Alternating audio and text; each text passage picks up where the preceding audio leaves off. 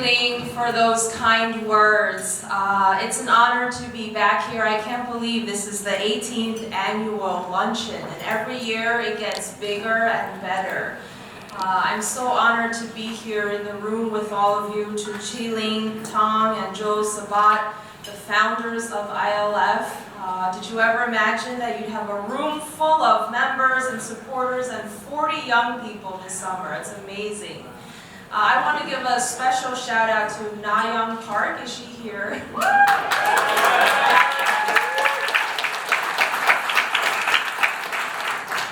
I try to be fair, but she's my favorite because she's interning in my office and doing a great job. But I also want to thank Dr. Paul Hsu, the chairman of ISF, for hosting today's luncheon.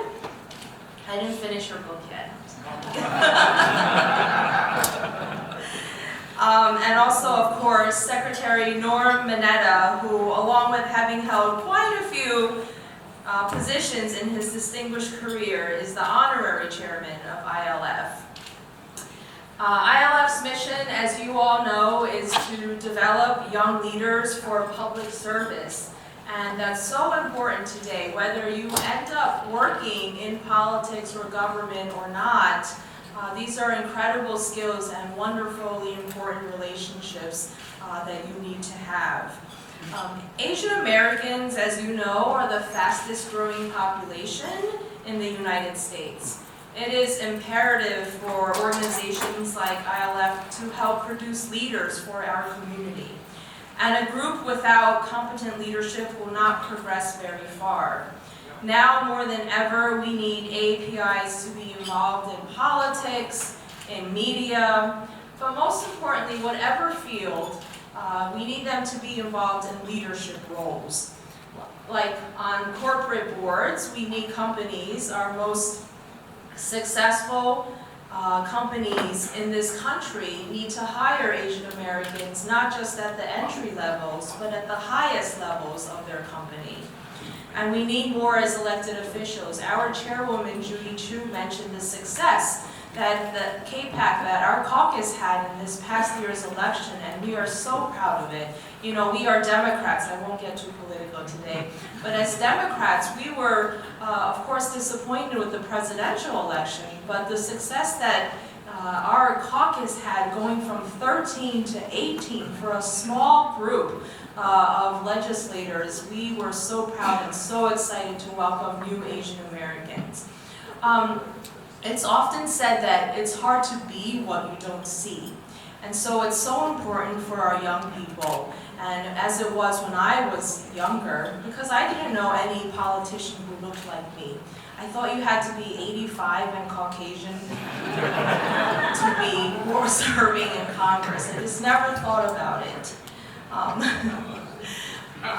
And when I ran for Congress, my son even asked me, Mom, are men allowed to run for Congress? Because he only knew women politicians. But it's really important when decision makers look like the community, when they understand the community that they serve, there's a better chance that our voices will be heard and our voices will be incorporated into the policies that are made. Without Asian American leaders, our perspectives and experiences get overlooked. Last year, I had to sponsor legislation that got rid of, in 2016, that got rid of the word Oriental being used in federal legislation. And that's something that we worked on a bipartisan basis. And those are issues that had we not had a strong KPAC, for example, presence in Congress, we might not have been able to work on. We're also working on issues like encouraging the United States Postal Service to recognize Chinese railroad workers who contributed and helped build this country. This was a piece of history, our American history, that I didn't even know about as a Chinese American kid growing up in the United States. And so we want to make sure that our ancestors' legacy is preserved and remembered. We're also working And we've done this in New York, and it was very exciting. When I first got elected to the New York State Assembly, the legislature, as Chi-Ling said, one of my first bills was to have Lunar New Year become a public school holiday. When I first proposed this, everyone laughed at me, even fellow Asian Americans. They're like, why don't you work on something more practical and something more likely to happen? And I said, it's not fair. As a kid growing up in New York City, I got to take off all the holidays, all the Jewish holidays, which I was very happy about, don't get me wrong. But when it came to my own New Year, Lunar New Year, I always had to go to school, and I just thought that was so unfair. The last I think 2 years ago, our mayor, since left the state legislature, but our mayor and governor made it happen. They made Lunar New Year a public school holiday in New York City. And so that is a testament to the strength of the community.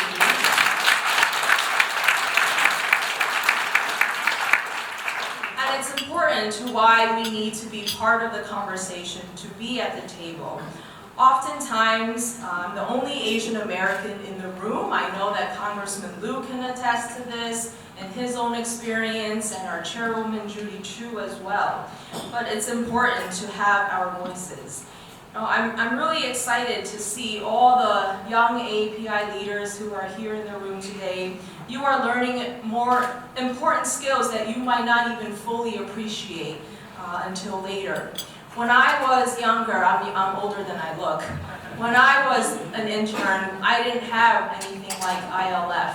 And when I had my first government internship, I remember I was in an elevator and one of my bosses said, "How was your weekend?" And I just froze because I didn't even know how to respond. Because in my Chinese household, we were taught never to talk during dinner. We just ate our dinner and then we went to go do our homework.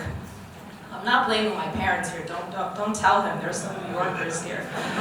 But it's just an example of why basic networking skills and so many of the skills that you're learning here through ILF, and how so many of the people who are supporting ILF, how important the work that ILF does is. I do want to also mention my role, and I won't get political, but I'm one of the vice chairs of the Democratic National Party.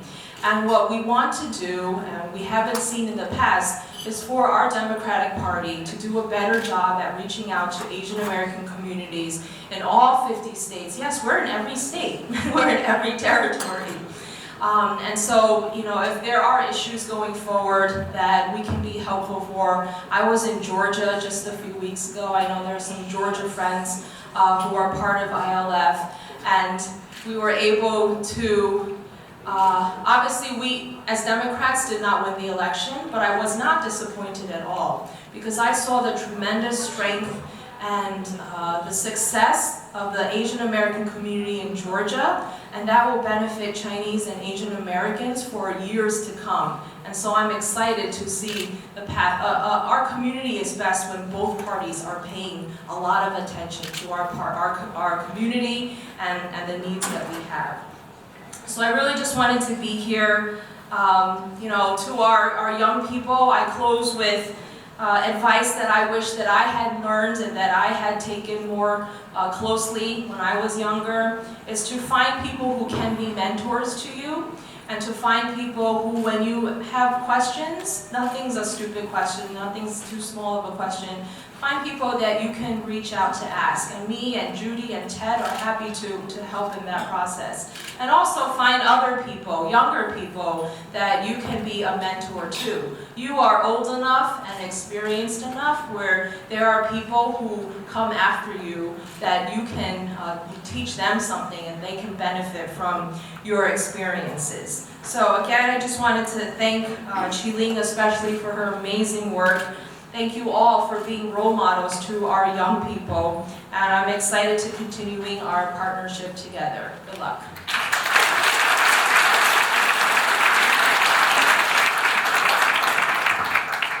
We Asians have to take photos. I especially appreciate the Congresswoman Mann visit a couple regions, Los Angeles, Houston, San Francisco.